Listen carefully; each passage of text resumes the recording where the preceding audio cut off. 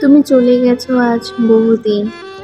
তুমি চলে যাওয়ার পর আমাদের আর দেখা হয়নি কোনো রকম যোগাযোগ না হলেও এই গোলাকার পৃথিবীতে আমাদের দেখা হবেই। শীতের শিশির ভেজা সকালে, গোধূলির শেষ বিকালে কিংবা শ্রাবণের বৃষ্টি ভেজা দুপুরে দেখা আমাদের হবেই।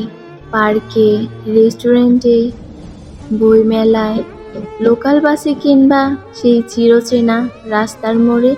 তুমি হয়তো দেখেও না দেখার ভান করে এড়িয়ে যাবে, চোখে চোখ পড়লেও চোখ দুটো সরিয়ে নিয়ে চলে যাবে তোমার গন্তব্যে।